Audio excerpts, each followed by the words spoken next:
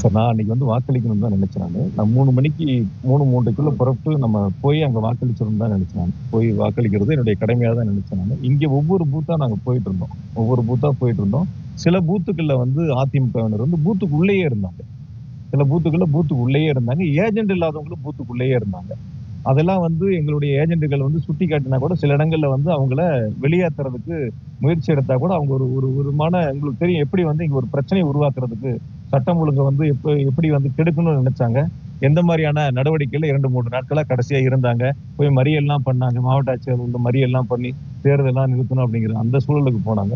கடைசி அந்த 2 மணி நேரங்கள்ல ஒரு ஒரு ஒரு பரபரப்பான சூழல் இருக்கக்கூடிய அந்த காரணத்தினால தான் நான் வாக்களிக்க போக முடியாத ஒரு சூழல் ஏற்பட்டது.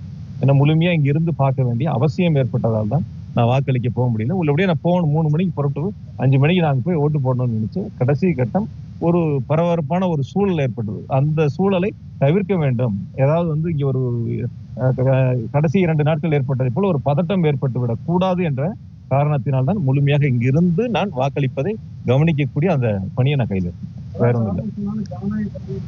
இல்ல சார். அதாவது நான் என்னுடைய காரணங்கள் சொல்றேன். அதாவது 2 விதங்கள். நான் கேண்டீன் தான் சார். நான் அதாவது வந்து அங்க போய் இங்க ஒரு பதட்டம் ஏற்படணுமா? இல்ல அங்க போணுமா? நான் முடிவெடுக்கணும். அது என்னுடைய உரிமை. அது நீங்க சொல்ல வேண்டியது என்னுடைய உரிமை அது.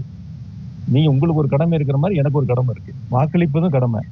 என்னுடைய தொகுதியில நான் போட்டியிடக்கூடிய தொகுதியில எந்த பதட்டமும் ஏற்பட்டு விடக்கூடாது. அது சுமூகமா தேர்தல் நடத்தணுங்கிறது என்னுடைய கடமை.